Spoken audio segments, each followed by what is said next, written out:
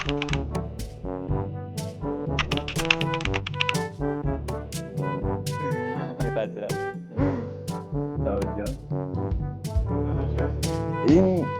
بریم دیگه، این هر کار کامل شدیم. من که منشن شدم بود. نه از متیو مدیا می‌خواستم ریستوریش کنم نمیشه. خب دوزدان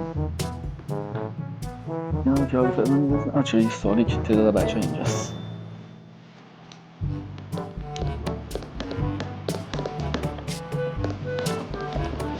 همه گفتی شروع کنیم. تو آماده الان ریکوردن؟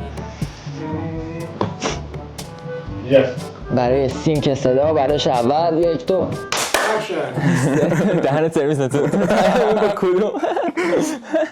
خب اول یه درود میفرستیم به همه بچه‌هایی که این ویدیو رو دارن میبینن. دم داش حسین گرم که اینجا رو کاتالیست رو برامون اوکی کرد که بتونیم تو این دانشگاه اینستیتوت اینجا دانشگاه. سلام خوشبختم درود برش کاری نکردم. امیدوارم که به درد بخور باشه ویدیو و تو این وضعیت که مثلا ویدیو و یوتیوب دیدن اینقدر هزینه داره، امیدوارم که بیارزه واسه بچه‌ها و بتونه براشون مفید باشه. حتما شورت ویدیوشون میکنیم توی اینستاگرام و این برام میذاریم که کسایی که نمیتونن تو یوتیوب ببینن اونجا ببینن. شاید فایل صوتیش هم تو تلگرام یه چنل بزنم اونجا هم بذاریم به نظرم، چون دیدم بقیه یوتیوبرها این کارو دارن انجام میدن. و اینجا فیلم سکوله و همزمان جدای سینما و بازیگری و اینا موسیقی داره. بعد کاتالیست زیر مجموعه یه دانشگاهی به اسم مارجون تو انگلیس و آخر سر هم مثلا مدرکی که میدن و اینا از مارجون انگلیسه و کلا به زبان انگلیسیه. یعنی اینجا کلا هیچ چیز درس آلمانی نداریم و خیلی هم دانشگاه اینترنشنالیه دیگه. بچه‌ها همه جای دنیا میان که انگلیسی اینجا درس بخونن. قطعا این واسه بچه‌ها الان خیلی خوشحال کننده است که به زبان انگلیسیه، چون آلمانی گرفتن خیلی سخته. ولی یه سوال، الان آسبیلدونگ با دانشگاه و اینستیتوت چه فرقایی الان دقیقاً میکنن؟ حالا من دانشگاه و آسبیلدونگ رو میدونم، اینستیتوت رو خودم دقیق نمیدونم چه فرقی میکنه. ببین اینجا اینستیتوت هست ولی چون که مدرک به اصطلاح مدرک یا دیگری که آخر میدن بچلره، لیسانس میدن و مستر میدن و اینا، در اصل میتونی همون دانشگاه حسابش بکنی. چون یه مدرکی از دانشگاه انگلیسی زبان بهت میدن، چون اکثر فیلم اسکولایی که هستن توی جهان مدرک دانشگاهی بهت نمیدن. یعنی یه مدرک، یه سرتیفیکیت دانشگاه رو بهت میدن و تمام. ولی اینجا به تو یه دونه لیسانس میده، برای همین میتونیم بگیم که آقا اینجا دانشگاه هم حساب میشه. پس اگر کسی بخواد بیاد باید دیپلم داشته باشه و بتونه پذیرش بگیره. بله. داشت اینجا دوره‌اش 3 ساله است، آیا 2 ساله هم داره؟ اینجا 1 ساله داره و 3 ساله. میتونن انتخاب کنن که 1 ساله سرتیفیکیت بگیرن یا 3 ساله بچلر بگیرن و مستر هم داره که 2 ساله است. بعد درسای اصلیتون چیه؟ نه 2 ساله است، 1 ساله است مستر؟ مستر 1 ساله است. مستر 1 ساله است. آره 1 ساله است. پس یعنی الان تو یه 3 سال میخونی بعد 1 سال اگه بخوام مستر بگیرم مستر بگیری یکی 1 سال. در کل 4 سال. راجع به هزینه دانشگاه میخوای بهمون بگی؟ هزینه این شکلیه که یا میتونین یه جا پرداخت کنین یا 10 ماهه، ماهی 1300 تا، یعنی 13000 تا در آخر. 13000 تا جمع هر سالش 3 سال میشه 39000 تا. 39000 تا. ولی خب از اون ور این شکلیه که چون فیلم اسکوله تجهیزات بهمون میدن. بعد فیلم استودیو داریم واسه فیلم ضبط کردن، سینما داریم برای اکشن فیلم‌ها، کلا کلاس‌ها همشون پر سیستم واسه تدوین و اینا. استودیوی ضبط صدا داریم، تجهیزات فیلمبرداری که داریم مثلا نور و دوربین و پایه و همه چی داریم. بعد سال اول این شکلیه که چون که مثلا بچه‌ها اکثرا 18 سالشونه تازه وارد این قضیه میشن و اینا، یکم پروسه یادگیری آرومتره و ما به همه تجهیزات هنوز دسترسی نداریم. دوربینی که مثلا دسترسی داریم لومیکس GH5، ولی سال دوم بلک ماجیک پاکت کامرای 6K داریم، سال سوم سونی FX6 داریم و هی چیز کیفیت تجهیزات بهتر میشه، هی نورایی که میگیریم بهتر میشه و طبیعتا همینا رو به رایگان شما میتونید کرایه کنید. گفت کلاسای مختلفی اینجا داره، ما یه شاتاییشو حتما الان داریم صحبت میکنیم میذارم، ولی تو ویدیوی بعدی یه دوری میزنیم توی دانشگاه و کلاسا رو نشون میدیم و وایب دانشگاه رو ببینیم چجوریه. آره ولی متاسفانه خوشبختانه داره جابجا میشه اینجا. الان ما توی یه ساختمانی هستیم به اسم فونک هاوس. اگه بچه‌ها مثلا واسه برلین باشن اینو ببینن احتمالاً اسم این ساختمون رو شنیدن. یه ساختمانی که یه داستان طولانی داره از لحاظ موسیقی. این شکلیه که مثلا سین تکنوی برلین اینا خیلی وابسته است به این ساختمون و خیلی جای قدیمیه. برای همین مخصوصا اینجا واسه بچهای موسیقی خیلی ساختمون مهمیه. مثلا ما هفته پیش هری استایلز اینجا داشت موزیک ویدیو ضبط می‌کرد یا مثلا میان ویدیو اینا ضبط می‌کنن، آدمای خیلی معروفی میان. من شنیدم هانس زیمر اینترستلار رو تو این ساختمون ضبط کرد. نه فکر نکنم. کلا بالا مثلا این دو طبقه که ماییم، طبقه بالا همش استودیوی موسیقی و اینا و مثلا بهترین ساوند سیستم‌های کل اروپا اینجاست. یه چیزای عجیب غریبی اینجا. بچهای موسیقی مثلا چون اینجا استودیو اینا دارن میتونن حالا اینی که میگم خیلی به درد بچهای سینما نمیخوره، ولی کسی اگر که دنبال موسیقی باشه، چون که اینجا کلی استودیو دارن و واقعا کوالیتی استودیو اینا خیلی بالاست، میتونن به آرتیستا بگن که آقا من تو فونک هاوسم، یارو 100% میگه آره من پولو بهت میدم که اونجا کار منو ضبط کن. برای همین بچه‌ها ایزی اینجا میتونن پول در بیارن، بچهای موسیقی. حالا جدا اینکه همه سازا هست و استادایی که دارن مثلا از لحاظ تکنو مخصوصا، حالا رشته‌های مختلف موزیکی داره، ولی از لحاظ تکنو مثلا اینجا خیلی خفنه دی. الان بزرگترین دیجیایی که توی مخصوصا تکنوی آندرگراوند مثلا حالا اگه طرفدارش باشن شلر و ایگنز و اینا، همه اینا اینجا درس خوندن و الان طبقه‌های بالا خودشون استودیو دارن. که الان همش تورن یا آمریکان یا اونجا اینا. ما خیلی سریع وارد بحث شدیم. من خواستم چند تا نکته بگم. اپیزود اولمون در رابطه با سینماست که اینجاست. یه سری دوستای فارسی زبان دیگه هم اینجا هستن. اگر شد حالا سعی می‌کنیم با اونا هم بگیریم. اونا توی بازیگری و حالا سال سوم سینما هستن و غیره. کلا اینجا 2 نفر فارسی زبان دیدم. یه دونه دوستم علی اهل افغانستانه که بازیگری میخونه که الان ما سال اولم تموم شد دیگه، منم تموم شد دیگه، سپتامبر سال دومم شروع میشه. یه خانمی هم هست به اسم آرزو که من همین جمعه مثلا 3-4 روز پیش توی جشن پایان سال دیدم که سال سومش تموم شده و اون فیلم سازی میخوند و فارغ التحصیل شد. اگر بتونیم یه دونه اپیزودم با اون داشته باشیم که تجربه 3 سالش رو بگه چجور بود، خیلی خوب میشه. حالا ما سعیمون رو میکنیم تو اپیزودهای بعدی هم در رابطه با موزیک و قسمت دیگه هنر و بچه‌ای که حالا دارن تتو آرتیستن و اینجا کار میکنن و درس میخونن اینا رو هم حتما تو اپیزودهای بعدی میگیریم. چجوری اینجا رو از ایران پیدا کردی؟ ببین من داشتم سرچ می‌کردم برلین. من خیلی این شهر رو دوست دارم. آره چی شد برلین و چی شد اینجا رو اصلا؟ برلین واقعا واسه من خیلی شهر دوست داشتنیه. خیلی شهر دیوونه خونه‌ایه واقعا. قبول دارم. اصلا واقعا همین دوستش دارم. همین به نظرم واسه توریستی شهر افتضاحیه. یعنی ما با بچهای خارجی هم اینجا صحبت می‌کنیم، همه به نظرمون توریستی برلین خیلی جای ترسناکی آدم میاد. ولی وقتی واسه زندگی آدم میاد، اصلا این دیوونه خونگیشو، این آزادی که داره و همه این چیزا خیلی یه حس عجیبی به آدم میده. بعد از اون ور شهر بسیار اینترنشنالیه. یعنی من الان 1 سال و 2-3 ماه اینجا و یک بار هم نیاز به آلمانی داشته باشم. شاید مثلا توی غرب برلین 1-2 جا پیش بیاد 1-2 نفر مثلا انگلیسی بلد نباشن، ولی تو مرکز شهر و اینای برلین همه انگلیسی صحبت میکنن. درسته. بعد من به خاطر این چیزا برلین رو انتخاب کردم. بعدش هم سرچ میکردم دانشگاهی که هست. یه دانشگاه سینما هست که خیلی مهمه تو برلین به اسم DFFB که به زبان آلمانیه و سالی کلا 8-9 نفر فکر کنم بگیره واسه سینما. با حالا مثلا تو رشته مختلف خیلی دانشگاه سخت پذیرش میگیره، ولی فکر میکنم که کسی اونجا قبول شه کریرش تضمین شده است، چون که دیگه دانشگاه اصلی سینمای برلین حساب میشه. ولی دانشگاه انگلیسی زبان اینجا هست، کاتالیست، مت فیلم سکول هست و یه سری اینستیتیوت ریز دیگه که حالا مثلا من راستیتش اسمشون رو نمیدونم، ولی رندوم دیدم بچه‌ای که اونجا درس میخونن که خیلی راضی نبودن. بعد داشتم ریویوها رو چک میکردم. مت فیلم سکول مثلا اینکه قدیم بهتر بوده، الان یه چند سالی افت داره، ولی کاتالیست یکم تازه است. کلا خود دانشگاه 13 سال افتتاح شده و از اون ور سینماش هم جدیدتره، تازه‌تره.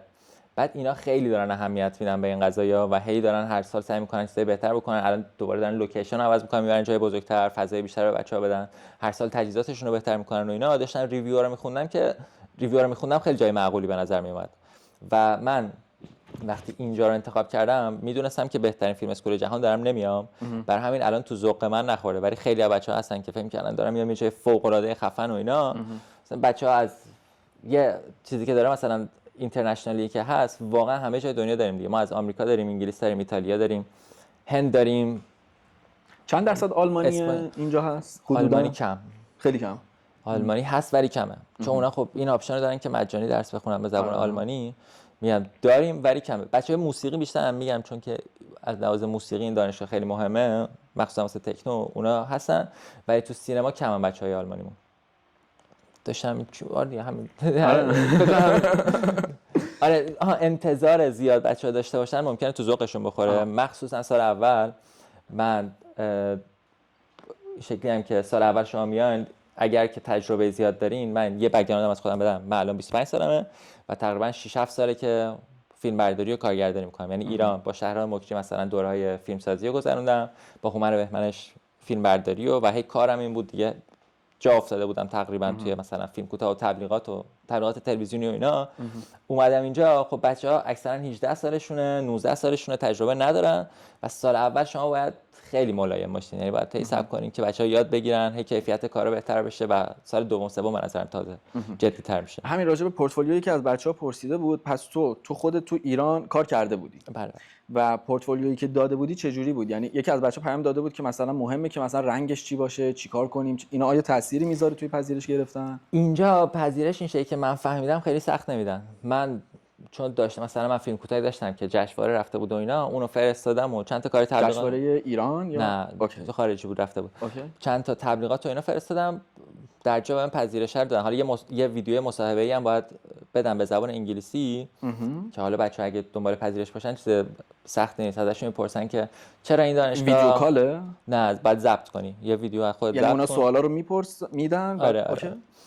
بعد سورپرایزت هم میکنن دیگه، چون میخوان زبان انگلیسی هم بفهمن. یهو همونجا سوالا میاد، یه سری سوال بهت میدن ولی اونجا یه سری سوال دیگه هم میاد که بعد تو بده جواب بدی. ولی متوجه نشدم، مگه نگفتی بعد ضبط کنی؟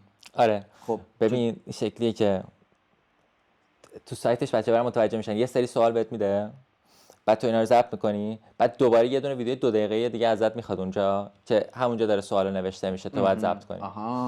اوکی. چون که مثلا اینجا میگه که ما به مدرک 6.5 آیلتس نیاز داریم، ولی مثلا من ندارم مدرکو و همون ویدیو واسهشون کافی بود که به من چیزو بدن. پس برای اول یه سوال، تو خودت کار پذیرش رو انجام دادی؟ آره. اوکی. پس بچه‌ها میتونن خودشون برای پذیرش از تو خود سایت کاتالیست اقدام کنن. بله. اگر مدرک زبان هم نداشته باشن اوکیه، ولی زبانشون خوب باشه که تو اون ویدیو، حالا لهجه نمیدونم زبان اینا خوب باشه که تو اون ویدیو اونا رو تحت تاثیر قرار بده. دقیقاً. و بعد آیا تو پول ایران پرداخت کردی برای دانشگاه؟ وقتی که تو پذیرش رو بگیری 850 یورو اگه اشتباه نکنم باید هزینه ثبت نام بدی. اوکی. 850 یورو پول ثبت نام. بقیه‌اشو دیگه زمانی که بیای اینجا ماه به ماه یا ماهیانه یه جا واسه سال بود. یه جا که فکر نکنم که اگه کسی میتونه دمش گرم. اوکی. ولی اینکه پورتفولیو چی باشه، مثلا من واسه خودم که مسئله نبود، یکی از بچهای اینجا که برلین زندگی میکنه تصمیم گرفت که به این دانشگاه بیاد، اون اومد ثبت نام کنه، تجربهش 0 بود، 0. ولی بهش گفتن که مثلا یه ویدیو با این توضیحات بساز، رفت با گوشیش ساخت، پذیرشو گرفت و الان سال بعد دانشجو اینجا. اوکی. پس اونقدر سخت نیست. پس پورتفولیویی که میخوام بدن حتی اگر هیچ بک‌گراندی نداشته باشه، اصلا رشتهش هم یه چیز دیگه باشه، اگر کسی رشتهش یه چیز دیگه باشه میتونه برای سینما اینجا اقدام کنه؟ آره. یعنی مدرک، آخرین مدرک تحصیلی که داره مثلا چونم تجربه خصوصی پول میخواد دیگه. پول میخواد. منطقیه. ولی توی اون ویدیویی که میگن خلاقیت رو بچه‌ها نشون بدن، واقعا به نظرم چیز پیچیده نیست، با گوشی راحت میشه گرفت و به احتمال خیلی زیاد پذیرش رو میگیرن. اوکی. الان یه نکته، بعد این ترم اولت که تموم شد، سال اولت 2 ترم گذشته دیگه، یه پوان مثبت اینجا با یه پوان منفیش به نظرت چیه؟ یه پوان مثبت برای من مخصوصا اینه که اینجا پرکتیکاله و پرکتیس بیسه، یعنی شما هر روز دارین کار میکنین، هر روز دارین فیلم برداری میکنین. من از خوندن و حفظ کردن و اینا متنفرم. هر روز فرض کن 1 سال اینجاست، هر روز میره سر صحنه‌های مختلف، بعد اینا رو نذاشته توی پیج بقیه بچهای داخل ایران ببینن. درسته؟ من واقعا تو این چیزا خوب نیستم. من ایران هم بودم نمیذاشتم. ولی من مجبورش میکنم که حتما بذاره یه پیج میذارم برای تو استوری نکن. تو همین خود ویدیو میذارم اگه یه سری از شاتاتو بفرستی، ولی خیلی خوب میشه اگر خود جایی که میری و بذاری بچه‌ها بیان فالوت کنن ببینن، چون تو داری اینجا درس میخونی، من اینجا نیستم. به خاطر همین تجربه‌ای که تو الان داری با من خیلی متفاوته. میدونی چی بهت میگم؟ به خاطر همین بچهای داخل ایران ببینن خیلی کمک بزرگی بهشون هستش. من مجبورش میکنم. آره من خودم واقعا می‌خواستم بیام اینجا، هیچ چیزی پیدا نمی‌کردم کسی در مورد خود دانشگاه فیلمسازی مثلا برلین اینا صحبت کنه. خودم دنبالش بودم واقعا. ولی آره ما هر روز مثلا سر فیلم برداریم و اینا، این خیلی برای من نکته مثبتیه. نکته منفیش اینه که مخصوصا این ساختمونه ما لوکیشن کم داشتیم. یعنی یه دونه فیلم استودیوی پرده سبز داریم و فضای دانشگاه که میتونیم هر جایی بخوایم فیلم برداری کنیم، ولی لوکیشن کم داشتیم که سال بعد قرار حل بشه. من خیلی نکته منفی اینجا ندارم، مگر اینکه تجهیزاتی که سال اول میگیریم زیاد خوب نیست. پس اینجا تا سپتامبر هستش، از اکتبر سال دیگه شما توی لوکیشن جدید هستی که اونم یه اپیزودم اونجا میگیریم.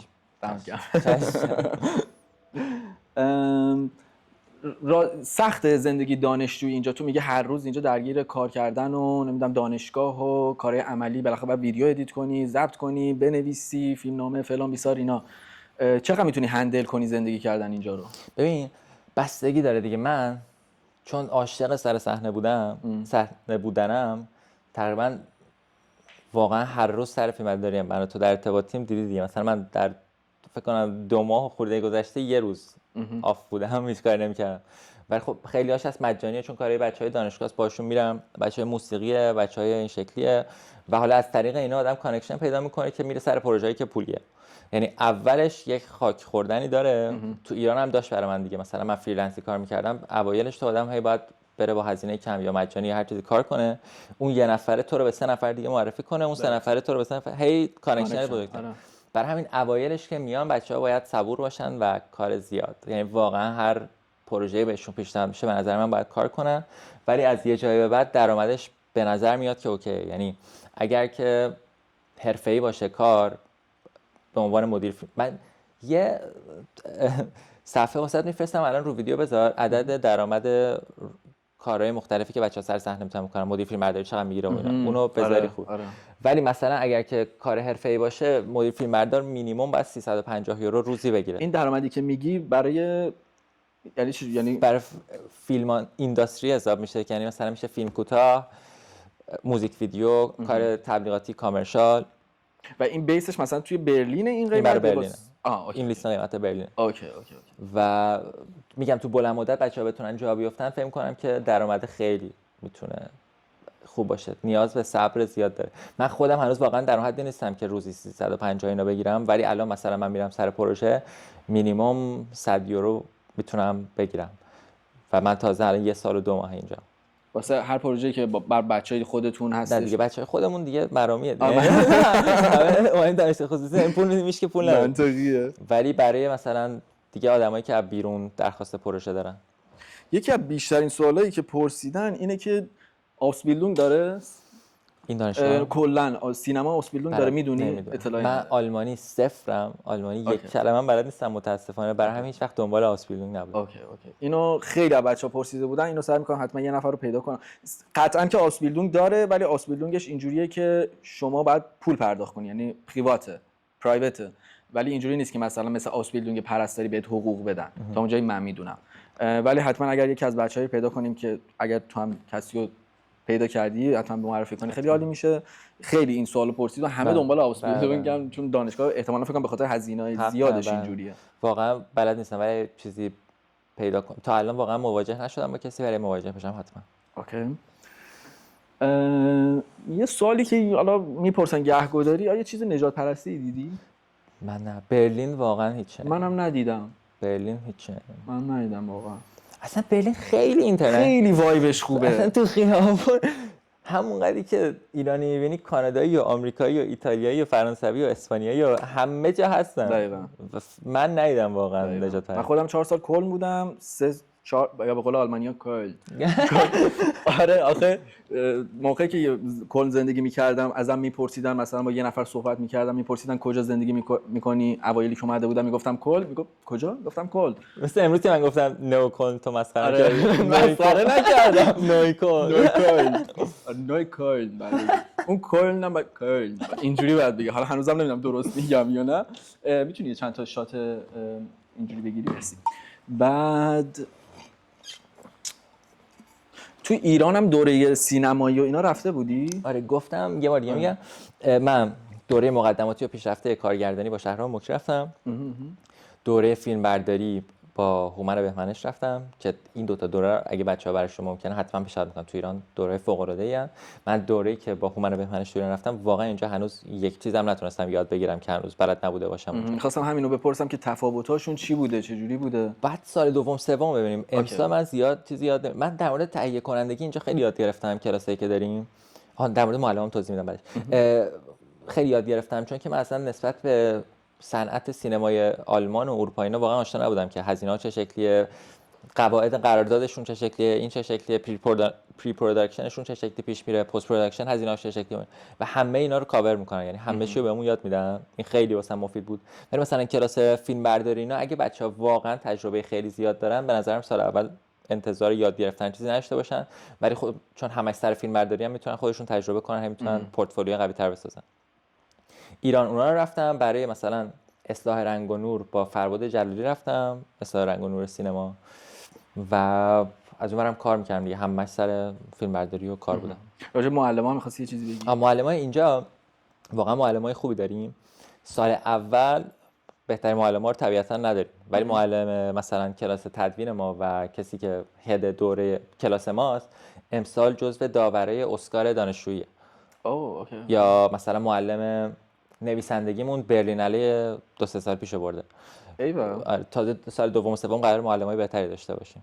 بعد معلماتون آلمانیه یا میکسن؟ میکس میکس. کاملا میکس. برای بچه موسیقی هم اینجا استادای خیلی خفنی داره. برای بچه موسیقی استادای خفنی داره، حتما باید اپیزود موسیقی هم بگیریم. نکته هست بخواد بگی تا من سال بعدی رو پیدا کنم؟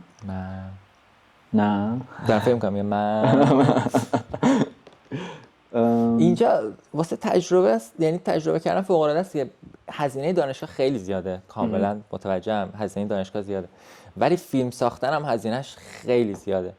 یعنی ما اینجا سالی این عدد رو میدیم واقعا خیلی زیاده و من خجالت میکشم که میگم این هزینه رو دارم هر سال میدم. ولی اینجا آدم بخواد فیلم کوتاه بسازه، اگه اصولی بخوای بسازی که هزینهش خیلی زیاده. چیزی که سر کلاس به ما میگن روزی $50,000 هزینه است فیلم برداری. ولی ما خب اون کیفیت کار رو حتما سال اول نداریم، ولی خب ما دیگه هر تجهیزاتی بخوایم دسترسی داریم دیگه. من انقدر قور میزنم که سال اول تجهیزات نداریم، ولی یه چیزی که خود دانشگاه هم میدونه، ما به بچهای سال دوم و سوم و مستر میگیم و برامون رزرو میکنن، هر چیزی بخوایم ما داریم. یعنی ما هم با دوربین سونی FX6 سر فیلم برداری همش میریم، با نور و اینا میریم. باید اینجا کانکشن بسازیم. آره. یه چیزی هم علی ادامه. من گفتم 6-7 سال تجربه دارم و اینا، ولی هیچ وقت جرأت فیلم اول ساختن نداشتم. همیشه فیلم بردار بودم. که خوبیه اینجا اینه که مجبوری بسازی، یعنی راه دیگه ای نداری، یا میسازی یا اخراج میشی. برای همین اینجا باعث شد که فیلم بسازیم. کلا پروسه دانشگاهمون هم این شکلی بود که ترم اول یه فیلم کوتاه 3 دقیقه‌ای باید همه بسازن بدون دیالوگ، با بچهای بازیگری که اینجا هستن. آهنگسازی تو میتونی بچهای موسیقی بدی بکنن، همه مجانی واسط کار میکنن. بعد این 3 دقیقه رو که میسازی هر هفته یه رول متفاوت داری، چون همه دارن فیلم میسازن. تو برای این فیلم برداری، برای اون یکی صدا برداری، برای اون یکی تدوینگری. 4-5 هفته هر هفته سر فیلم کوتاهی. دوباره فیلم بعدی که داریم اسم اولیه مایکرو فیلم، اینجا اسم بعدی کیلو فیلمه که 5 دقیقه است با دیالوگ. دوباره تو کارگردانی این رول داری، اون رول. ولی این کیلو فیلم تو سالهای دیگه است. نه همین سال. همین سال. اوکی. آره. کیلو فیلمه که 5 دقیقه است، دوباره همه رولا رو داری. نویسنده و کارگردان فیلم خودتی، بقیه رولا چیزه. بعد از اون یه دونه فیلم دیگه داریم، مگا فیلم داشتیم که اون 10 دقیقه است، مستنده و بچه‌ها ایده هاشون رو پیچ میکنن به اصطلاح و مثلا یه تعدادی 7 تا 8 تا انتخاب میشه که اونا ساخته میشن. ولی چون مثلا من علاقه هستیم فیلم برداریه، من اصلا پیچ نکردم و 2 تا پروژه که دوست داشتم انتخاب کردم. اونام دوست داشتن که مثلا با هم کار کنیم. اینا فیلم بردار بودم و ساختیم. دانشگاه خیلی حال کرد، یعنی استادا الان شکلی که یکی از بهترین فیلمایی که اینجا ساخته شده و اینا با هزینه خودشون دارن میفرستن فستیوال واسمون، دارن پروموتش میکنن. احتمالاً ما 2-3 ماه دیگه تیمی که اون فیلمو ساختیم میریم فلورانس، یه فرش قرمزی دانشگاه ما رو فرستاده و از طرف خود دانشگاه. همه هزینه رفت و آمد با خودمونه، ولی هزینه اونجا با دانشگاه. ایول. بعد چند وقت میمونین؟ چجوری میدونین؟ هنوز قطعی نیست، ولی احتمالاً مثلا 2-3 روز دیگه. ایول. ولی همین که هست خودش خیلی خبره. آره میگم اصلا چون هزینه رفت و آمد توی اروپا کلا زیاد نیست. واقعا نسبت به تومانی حتما خیلی زیاده، ولی آدم مثلا اینجا یهو نصف شب مجبور شه اوبر بگیره، 3 تا اوبر هزینه یه دونه برلین تا ایتالیا است. آره دقیقاً. یه سوالی که خیلی میپرسن، حالا هر جوری که خودت دوست داری جوابش بده، آیا آدم اینجا میتونه تو زندگی دانشجویی خرج و دخل و مخل و ایناشو در بیاره؟ اوایل سخت ولی بعدش میشه. فکر کنم همه پیج مهاجرتی هم اینو میگن، یعنی خیلی دیگه کلیشه‌ای شده این جمله. اوایلش واقعا آدم باید، ولی خب کار مثلا کسی که با کامera کار انجام میده به خودش خیلی بستگی داره که بره بیفته دنبال پروژه گرفتن. مثلا میتونه الان اینجا داره درس میخونه، بره مثلا برای یه رستوران سوشال مدیا مارکتینگ کنه، مثلا کار ویدیو انجام بده، مثلا بره ایونت. استاد این قضیه خودت دیدی. من اصلا تو اینستا رندوم تو اکسپلور پست متریال دیدم، درجا دایرکت دادم، گفتم ایرانی کار همون رو رفتیم سر فیلم برداری. تو به من خیلی یاد دادی واقعا اینجا چه شکلی دادم پروژه بگیرن، یعنی تو خودت ویدیو خودت تو بذاری که به بچه‌ها یاد بدی. الان که اینستا داری این کارو می‌کنی ولی تو یوتیوب هم چند تا ویدیو بذاری، فکر کنم خیلی مفید باشه واسه بچه‌ها. و توی این سوالی که داری می‌پرسی حتما تو از من تجربه بیشتره، یعنی خودت جواب بدی به نظرم کاملا. برای بچه‌ای که نمیدونن، یه پیج اینستاگرامی هست متیا مدیا که اینجا میذارم، پیج حسینم حتما اینجا میذارم، پیجش پرایوته. ولی هر سوالی بود من دایرکت بدید، مجبورش کنید که از پشت صحنه‌ای که میره ویدیو بذاره. یه پیج بزن آقا این ویدیوها رو بذار. چی می‌خواستم بگم؟ آره پیج متیا مدیا هستش. ما اونجا برای اپیزودهای بعدی یه کوئسچن باکس میذاریم که سوالایی که میخواید بپرسید در رابطه با مهاجرتش، نوع دانشگاه‌هاش، آپسبیلدونگ هست نیست، همه اینا رو میتونید اونجا بپرسید. و اینکه من سعی میکنم که تجربه خودم رو اونجا به اشتراک بذارم، حسینم مجبور میکنم تجربه خودش رو به اشتراک بذاره. چقدر تیکه بدن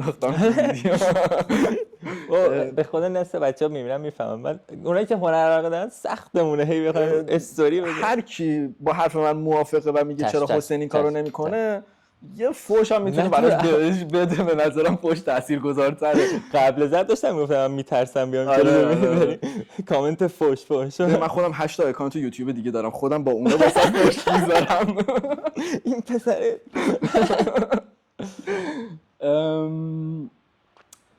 نه ولی جدی هر سوالی هر چیزی باشه من پیجم هست دیگه، هر چیزی باشه هر چیزی بلد باشم حتما در خدمتتونم. نمیدونم اینو گفتم یا نه، ما بعد از ضبط این پادکست گفتم اینو که میریم دانشگاه رو یه دور نشون میدیم. فکر کنم گفتم. ولی اینم من دوباره بگم که ما لوکیشن داره عوض میشه، یعنی این چیزی که الان میبینین فقط واسه بچه‌ای که اینجا دوره تابستون برمی‌دارن همینجاست، بعدش دیگه جابجا میشیم. ساختمون بعدی که داریم میریم طبقه بالا یا پایینمون هدکوارتر ساوند کلاوده، یعنی جای خفنیه. وقتی به من گفتی من اینجا بچه‌ای که موسیقی میخونن درجا میرن تو خود ساوند کلاود صحبت میکنن. اسپاتیفای اینا اینجا چیزی نداره؟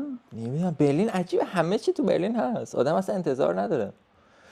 بعد یه چیزی تو داری سرچ میکنی برای اینکه بچه‌ها جذب شن نسبت به برلین خیلی نزدیکش یه شهر کوچیکیه به اسم پوتسدام که اونجا از لحاظ سینمایی خیلی معروفه. اگر که سرچ کنین استودیوی فیلمسازی پوتسدام، اونجا دیگه فیلم‌های وس اندرسون همش اونجا ساخته شده که ما با دانشگاه اردو رفتیم اونجا رو دیدیم. مثلا ماتریکس اونجا ساخته شده، بهترین فیلم‌های جهان همین الان همش اونجا داره ساخته میشه. بزرگترین استودیوی فیلمسازی اروپا است. بعد خیلی جای خفنیه دیگه، یعنی یکم سرچ کنین فیلمایی که اونجا هر سال داره ساخته میشه. ما اون روزی که ما رفتیم داشتن هانگر گیمز رو ضبط می‌کردن. این جنیفر لارنس مثلا اونور بود که ما نمی‌دیدیمش، ولی پشت دیوار بود، ما داشتیم اونجا رو می‌دیدیم. پشت دیوار چیکار می‌کرد؟ داشتن فیلم رو ضبط می‌کردن. فیلم چی؟ بابا هانگر گیمز. چرا پشت دیوار؟ مثلا که ندیدمش، یعنی می‌دونم اونجا. ولی برلین از این بابت‌ها خیلی شهر مناسبیه دیگه. حالا برلیناله هم هست که هر سال بزرگترین سلبریتی هم یعنی. بعد یعنی اون پوتسدامی که الان میگه اونجا خودش دانشگاه داره و میشه اونجا هم خوند. دانشگاه آلمانی داره فکر کنم، بابلسبرگ اسم نمیدونم. بابلسبرگ که هست، حالا نمیدونم همون اسم دانشگاه. بچه‌ها سرچ کنن راحت‌تر. یا مثلا بچه‌ای که طراحی صحنه دوست دارن، اونجا اگه زبان آلمانی بلد باشین کارآموز میگیره. یه مثلا 2-3 تا سوله خیلی بزرگ داره که هر پراپی که توی فیلم‌ها می‌بینین، مثلا ما رفتیم پراپایی که تو فیلم‌های وس اندرسون استفاده شده بود، همه اون فیلم‌ها اونجا بود. اونا رو اونجا با دست می‌سازن و بچه‌هایی که زبان آلمانی داشته باشن فکر کنم پیش نیاز جدی هم نمیخواد، میتونن به زبان آلمانی برن اونجا کارآموزی و اونجا استخدام بشن. یه سوال اومد تو ذهنم رفت. من زیاد دارم حرف میزنم. نه واقعا خوبه، بچه‌ها میخوان هرچی بیشتر بگی اتفاقا به نفع بچه‌هاست که بدونن چی به چیه و چطوره. سوال یادم رفت. نکته‌ای هست خودت بخوای بگی تا من یادم بیاد؟ نکته دیگه اگر بچه از ایران میان برلین به نظرم آمادگی یه مواجه شدن با یه دیوونه خونه داشته باشن و وقتی مواجه شدن نترسن. وقتی یکم بگذره عاشقش میشین. یعنی واسه من این شکلی بود. کاملا آدم احساس امنیت داره با وجود دیوونه خونگیش و خیلی شهر جالبیه. از لحاظ هنر و اینا به نظرم اگر که اهل آدم اجتماعی باشین راحت میتونین دوست زیاد پیدا کنین. من الان اینجا دوست ایرانی خیلی کم دارم واقعا، ولی دوست خارجی خیلی دارم، چون که اینجا من آدمی ام که مثلا میتونم اجتماعی ام و اینا و بچه‌ها هم به نظرم اگه دنبال کار اینجان باید این کارو بکنن. یعنی هی سعی کنن که دوست زیاد پیدا کنن که هی ارتباطات بیشتر بشه که از اون ور احتمال گرفتن پروژه بیشتر بشه، از اون ور خودشون هم بهشون بیشتر خوش میگذره حتما هرچی دوست بیشتر داشه باشه. ولی باید هی برن صحبت کنن. نظر راجع به ایرانی آلمان چیه؟ ایرانی برلین؟ عزیزم من چی بگم آخه من داری بعد بگو. چرا داری بعد بگو؟ چه سوالی؟ خیلی مخلصم. ولی من واقعا کم میشناسم. فکر کنم کلا من 5 6 نفر ایرانی میشناسم و هر کی میشناسم عزیز دل و عشق و حال و از اون سوالا دردسر درست کنم واسط. تقریبا همه سوالایی که بچه‌ها پرسیده بودن ازت پرسیدم، چیزایی که خودم فکر می‌کردم و ازت پرسیدم، چیزایی که یه سوال می‌خواستم ازت بپرسم. چقدر اینجا شما از هوش مصنوعی استفاده می‌کنید؟ آیا استفاده می‌کنید یا نه؟ آیا استادا میگن استفاده بکنید یا نه؟ یا کلاً چه جوریه؟ یه بحث بزرگیه، نه به عنوان نه به بار معنای بدش، یه بحثیه. یعنی که شکلی که ما سر کلاس‌ها هی باید با هم دیگه صحبت کنیم راجع به اینکه AI تو آینده چه شکلیه، کی موافقه کی مخالفه، چه دستاوردی داره، چه چیزی داره اینا، که جواب درستی هم نداره. ولی استفاده ازش آزاده. یکی از بچه‌هامون فیلم آخرش رو تقریبا 80% رو با AI ساخت. ولی خب خیلی فحش خورد. چون آخه دانشگاه از کی فحش خورد؟ از استاد یا از بچه‌ها؟ دانشگاه هنریه، بچه‌ها یکم سنشون کمه، یکم مثلا هنر و این چیزا AI مثلا خراب میکنه و اینا. من موافق یا مخالفش نیستم، ولی خب گارد دارن بچه‌ها نسبت به AI. ولی از اون ور دانشگاه وسط بازی، من وسط بازی ولی دانشگاه این شکلیه که واسه همون ورکشاپ میذاره واسه AI، ولی کلاس کاملا وقف شده نسبت به AI نداریم. حالا شاید سال دوم سوم داشته باشیم که من در جریان نیستم، ولی حمایت میکنن و این شکلیه که بریم سراغش، یاد بگیرین، به درتون میخوره. آخه نمیشه که استفاده نکنه دیگه، بخوایم یا نخوایم دیگه کل دنیا دیگه داره میره سمتش. طبیعیه هم از آدم‌ها بترسن ازش، چون مثلا تو خود سینما از تدوین آنالوگ، تدوین فیلم به تدوین دیجیتال یه سری آدم کارشون داشتن از دست میدادن. سر VFX یه سری آدم چیز بودن. AI این شکلیه، ولی هیچ وقت این چیزا نمیمیرن. یعنی مثلا کسایی که تو سینما دارن کار میکنن، به نظر من صحبتایی که اینجا میکنیم و اینا برداشت همین، این کاره همیشه میمونه، ولی اون یه کمکی میاد به این قضیه میکنه. به خصوص برای بچه‌ای که میخوان بیان حالا یه کار دانشجویی بکنن، این شناخت AI و کار کردن باهاش، حالا پوسترش رو چجوری بزنم، ویدیوشو چیکار کنم و اینا، خیلی میتونه کمک کنه برای حالا یه کار دانشجویی پیدا کنه. مثلا واسه همون رستورانی که میخواد سوشال مدیا مارکتینگ بکنه، خیلی این چیزا کمک میکنه. AI الان خیلی میتونن پول در بیارن بچه‌ها، هر کسی کار کنه. من خیلی از کارامو با AI انجام میدم. من بلد نیستم راستش، من اصلا ویدیو اینا تا حالا نساختم با AI، از تنبلیمه، هیچ کاردی نسبت بهش ندارم، ولی میدونم میشه خیلی پول در آورد. من ویدیو درست نکردم، ولی خب مثلا از این AI ایجنت ها که مثلا کلی از کارمو انجام بده، مثلا سوالا رو الان بنویسه. اون تکستش پی دی افش کردم اینجا، نگاه کن چقدر حرفه‌ای‌تر شده. پوستر هم AI زده بود. اصلا کلش کردی اون که استوری. آره دیگه. داش همونو من قبلا بعد می‌نشستم تو کنوا مثلا 5 6 ساعت وقت می‌ذاشتم درست می‌کردم. الان تکستاشو مثلا اون چیزایی که می‌خوام باشه مثلا درست یعنی چه بودم دمش نه بابا.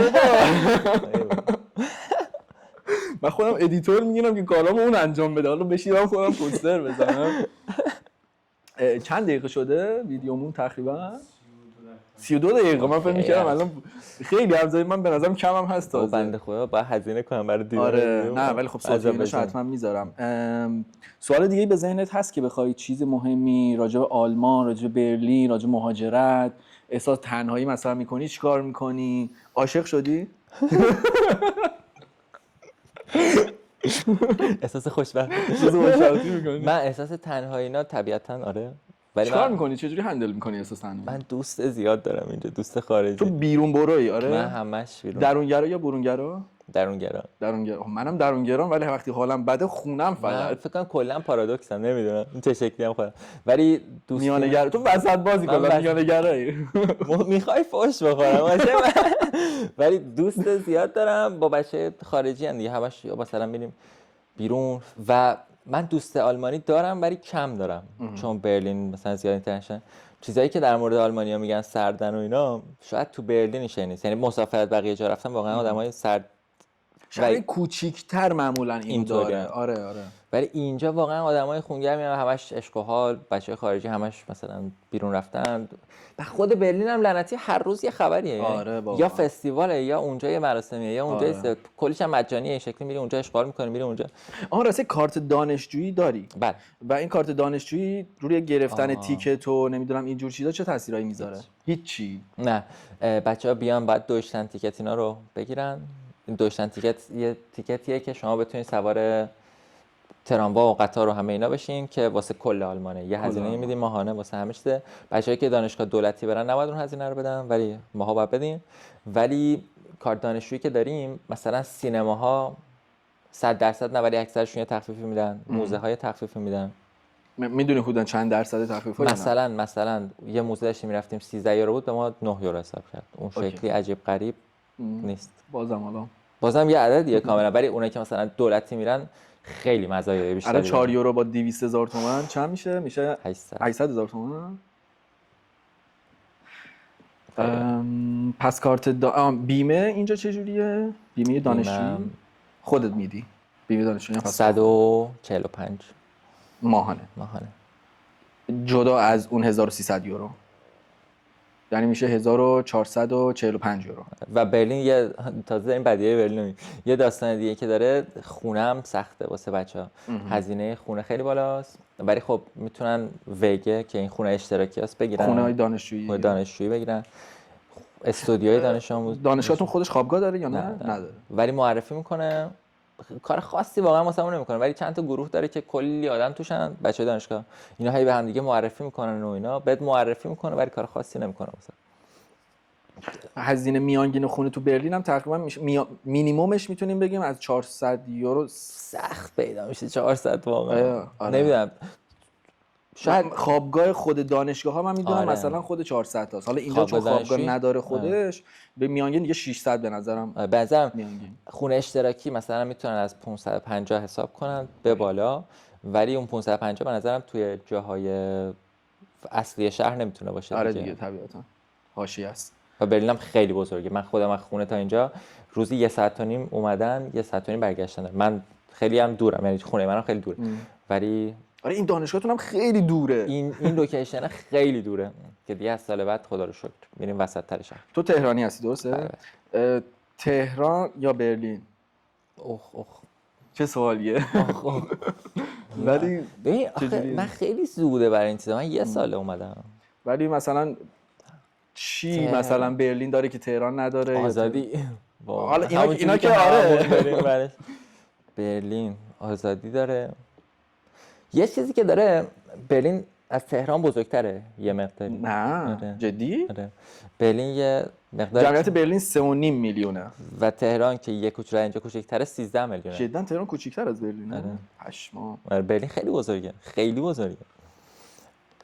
ولی آره این جمعیت باعث میشه که مثلا اون ترافیک و اون هرج و مرج بی‌نهایتی که تو تهران هست به نظرم اینجا نیست. و پر پارک و فضای سبز و همه چی خیلی ایناش خوبه. شیب نداره، دقیقاً یعنی برلین شیب نداره. آره آفرین، همش اینجوریه. یه بار مثلا تو خیابون یهو شیب دیدم، شیب. تو برج تیوی تاور اگر اشتباه نکنم تا حالا نرفتم، ولی رفتی تو تیوی تاور بالاش رفتی؟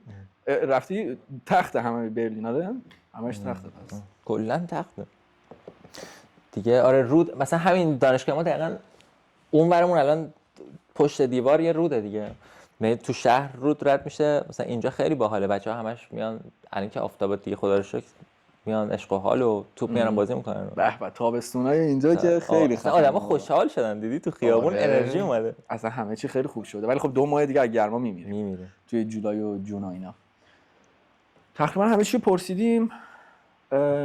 آره دیگه همون واقعا مسئله اصلی برلین خونه است به نظرم. و هزینه که میگم باید یکم بچه‌ها پرفشار اولش دیگه که یه جای برسن دیگه استیبل میشه، مخصوصا توی سینما اینا، مخصوصا اگه کار با دوربین میکنین. بچه‌ای که علاقه به بازیگری دارین به نظرم خدا بهتون کمک کنه. خیلی سخته. خیلی سخته. من خودم تو من اصلا ایران خودم تئاتر خوندم، اتریش تئاتر خوندم، اومدم آلمان تئاتر خوندم، بعد کرونا شد و این داستانا. بعد خب خیلی سخته، تو بعد یعنی بعد منتظر باشی که یه نفر بگرده تو رو پیدا کنه، تازه بعد اکسنتت مثلا یه جوری باشه بعد که آره. من یکی از مشکلاتم این بود که حالا من تو تئاتر دکلا کل میرفتم، اونجا تو کلاسی که ما بودیم 15 نفر بودیم، هر 14 تاشون آلمانی بودن، من فقط ایرانی بودم.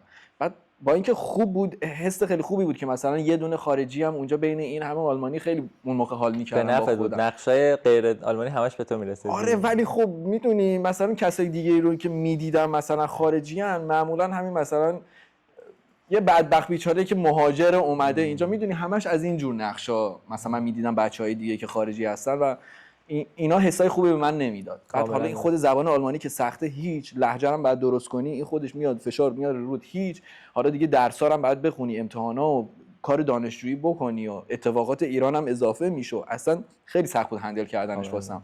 بعد از اون دیگه خودم شروع کردم کار با کامera. خب من دوست مثلا فیلم بردار و کامرایی و اینا همیشه داشتم، تو ایران هم این کار زیاد انجام میدادیم، ولی خب اینجا دیگه خودم گفتم آقا نمیشه اینجوری. بعد من آدمی نیستم که بخوام منتظر بمونم یکی بیاد منو برداره، من خودم باید مثلا شروع کنم یه کاریو انجام بدم، کانکشن بزنم، تیم ورک کنم و این داستانا. و بچه بازیگری تئاتر و اینا خیلی کارشون سخت خواهد بود. حالا ما اون دوست علی گفتی و افغانستانی که اینجا داره بازیگری میخونه رو حتما میاریم. یکی دو تا از بچهای ایرانی دیگه هم میشناسم که اونم دارن تئاتر میخونن توی یه دانشگاه دیگه، حالا اسم دانشگاهشون یادم نیست، اونا رو حتما میارم. و بچهای تئاتر کلا مسئله ترسناکی هست. حالا آره. مهاجرم باشه دیگه به نظرم خیلی تو آلمان خیلی. آره ببخشید داشتم میگفتم الان شاید به درد بچه‌ها بخوره، فیلم برداری و اینا بلد باشین، خوبیش اینه که میتونین ازش پول در بیارین. چرا؟ حالا شما دوربینم نداشته باشین، دانشگاه بهتون تجهیزاتو میده و شما میتونین ببرین بیرون باهاش پول در بیارین. یعنی در جریان واقعا این قضیه کاملا اوکی. تو دوربین رو اجاره می‌کنی مثلا برای یه هفته، میری سر پروژه، اگه بتونی پروژه پیدا کنی پولو در میاری و اینا. پروژه پیدا کردنم طبیعتا همون اینستاگرام دیگه. شما مثلا میخوای مثلا برای دیجی چیز کنی، میرید پی ام میدید که آقا من فیلم بردارم، پروژه مثلا میتونیم با هم کار کنیم. حالا اگر تا حالا کار نکردین طبیعتا اونا میگن که آقا نمونه کار داری و اینا، اگر نداشتی میگن نمونه کارم خواستین بگین ما بفرستیم. آره تو دانشگاه که اصلا به قول خودت بچه موسیقی آره ما میفرستیم بزن تو حساب خودت. بعد شروع کردم. ولی من خودم به شخص زمانی مثلا برای دیجی ها شروع کردم، خب قبلش که هیچ تجربه‌ای که نداشتم که برای دیجی ها تو کلاب چیکار باید بکنم، چه جوری این داستانا، مثلا یکی دو پروژه اول رایگان انجام دادم برای اینکه برم خودم فضای کار دستم بیاد. بعد که مثلا متوجه شدم چه سبک ویدیویی میخوان، یه سری مثلا موومنت میخوان بعد اینجوری کنی همراه بیت مثلا بالا پایین کنی، یه سری نه مولتی کم میخوان، یه کامera اینجا یه کامera اینجا یه کامera اینجا همزمان بگیره.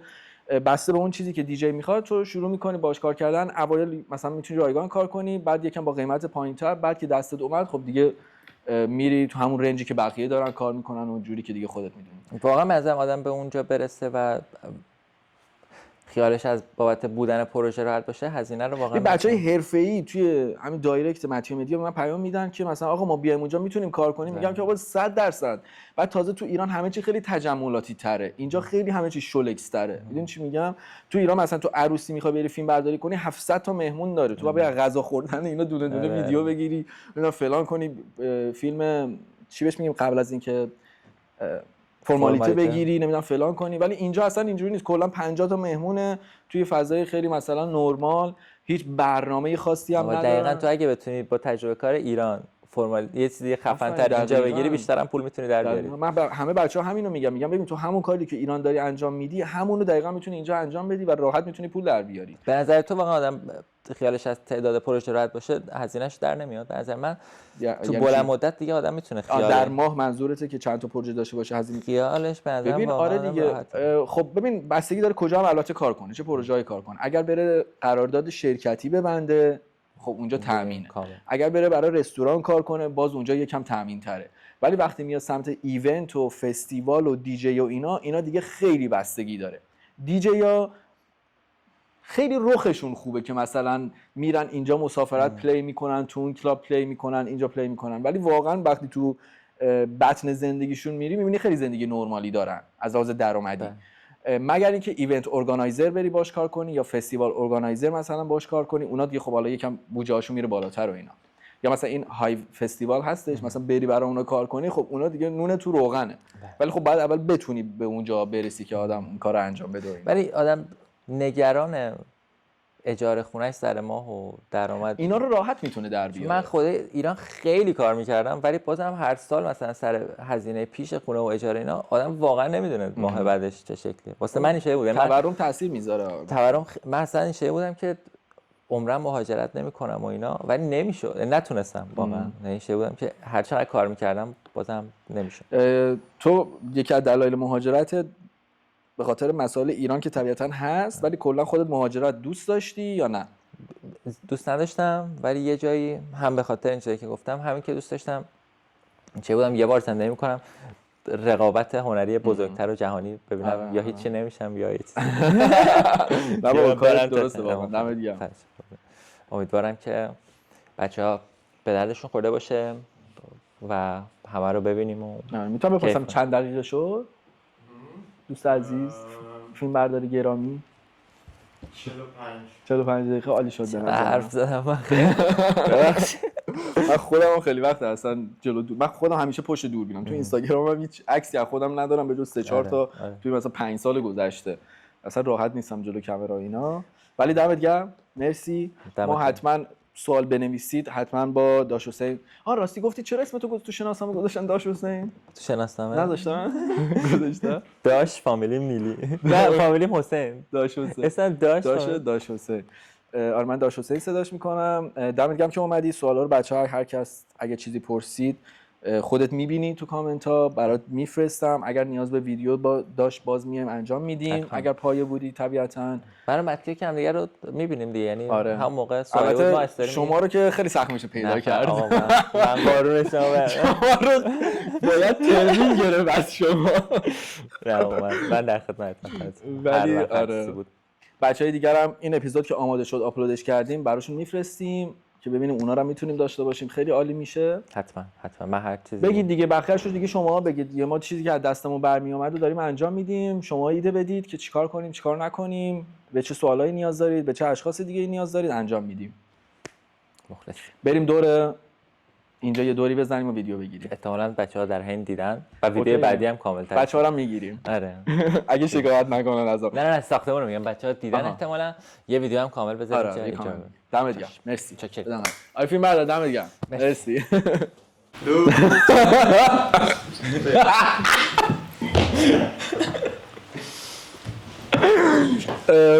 یه نکته‌ای که یادمون رفت بگیم برای بچه‌هایی که حالا تو آلمان هم توی شهرهای دیگه هستن و میخوان بیان برلین اصلا اینجا درس بخونن، آیا این دانشگاه بافوک بهش تعلق میگیره؟ برای کسایی که نمیدونن بافوک چیه، شما وقتی اقامت آلمان رو داری میخوای تحصیل کنی میتونی از دولت آلمان درخواست کمک مالی کنی و اونو فکر کنم کلش رو پرداخت میکنن. درسته؟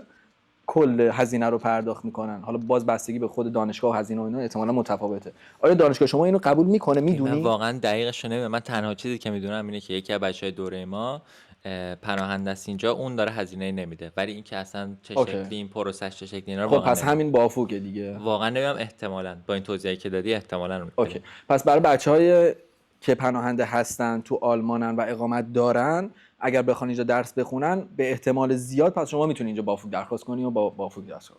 واقعا نمیدونم، ولی تنها چیزی که میدونستم همینه که میدونم یکی هست که مثلا داره هزینه نمیده. تو سوال دیگه ای داری؟ نکته چیز دیگه ای داری بخوای بگی؟ بگو اوکی. آره سوالی که هست اینه که وقتی شما تو پروژه میرید، یعنی به نظر شما کدام پروژه ها بیشترین اماونت یا مجموعه پول برای شما میده؟ یعنی بخش اینداستری فیتنس هست، بخش میگین که اگر کانتنت سینماتیک بسازید برای کرانکن هاوس های هاسپیتال، یعنی کدام اینداستری؟ بعضی اینداستری های ماشین ها هستند، رولز رایس مثلا، اگر برای سینماتیک شما ادورتایزمنت بسازید، کدام این اینداستری ها بیشترین پول داره؟ یعنی که اگر شما کانتنت سینماتیک بسازید، کانتنت های شورت فیلز، نمیدونم یکم اگر معلومات بکنم در مورد. من نمیدونم صداش افتاد یا نه، یه دور سوالو تکرار میکنم.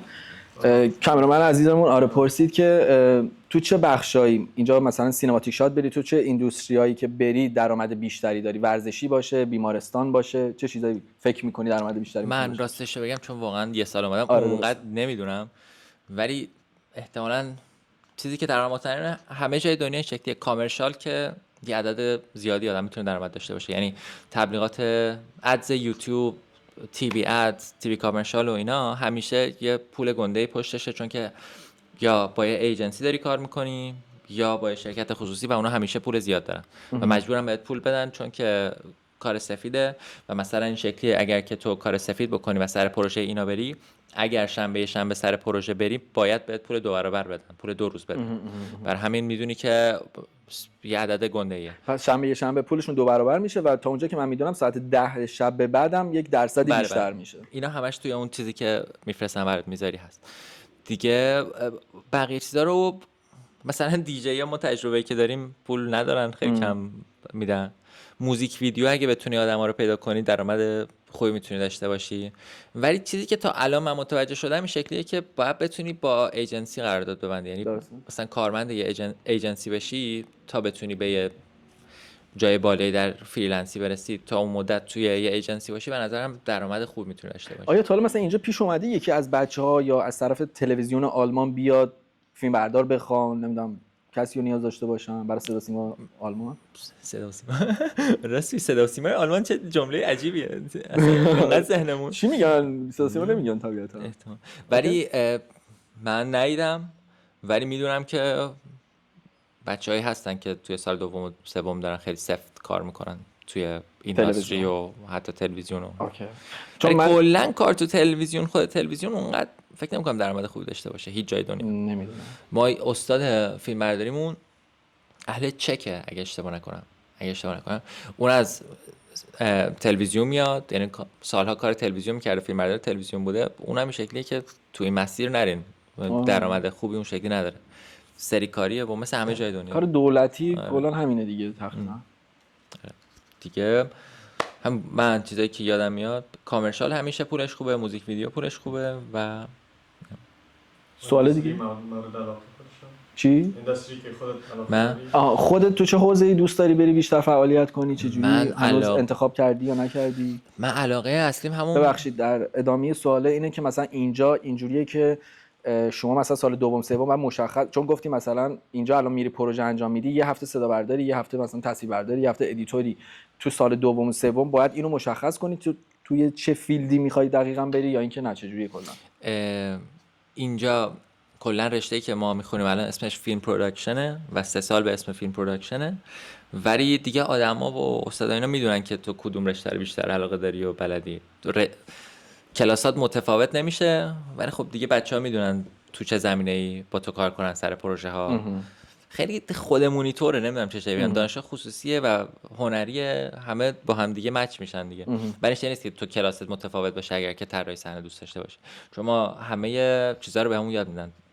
طراحی صحنه داریم، فیلمنامه‌نویسی داریم، تدوین داریم، فیلمبرداری داریم، تهیه کنندگی داریم، همه اینا رو داریم و تو 3 سال حیزه مختلف اضافه میشه. اینکه خودم چی علاقه دارم، من فیلم سازی و حالا مثلا فیلم کوتاه و اینا که الانم خدا رو شکر مثلا داره پیش میاد که سر فیلم کوتاه بچه‌ها برم که اونا هم با درآمد دیگه، یعنی چون بچهای دانشگاه نیستن و اونا میدونن که باید هزینه کنن و هزینه میکنن و پول روز مزد تو رو میدن و علاقه خودم من. سوال دیگه هستش؟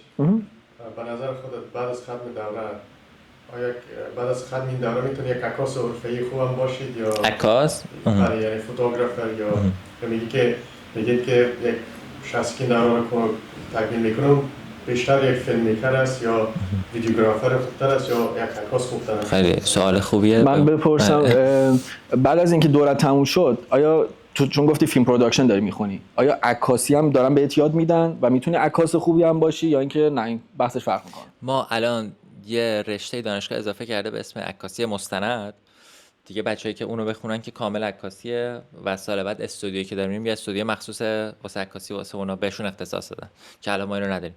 ولی توی فیلم پروداکشن ما اون شکلی عکاسی نداشتیم هنوز. قاب بندی اینا رو یاد میگیری، نورپردازی یاد میگیری که مشترکه با فیلم برداری، ولی حداقل تو سال اول چیزی که من دیدم نه. ولی مثلا خب باید به نظر من اگه میخوای فیلم برداری خوبی باشه باید عکاسیت خوب باشه، اگه میخوای شاید برعکسش نباشه ولی اگه میخوای فیلم برداری خوبی باشه حتما باید عکاس خوبی باشی دیگه ناخودآگاه، چون کامپوزیشن ها رو باید یاد بگیری، باید نور رو یاد بگیری، باید اینو یاد بگیری. به نظرم در نهایت عکاس خوبی میتونی باشی ولی اینجا عکاسی یاد نمیگیری. نمیدونم فکر کنم خیلی بد توضیح دادم ولی نه. سوال دیگه داری؟ میشه یک پادکست که از ما هر سوالی داری من نکنم.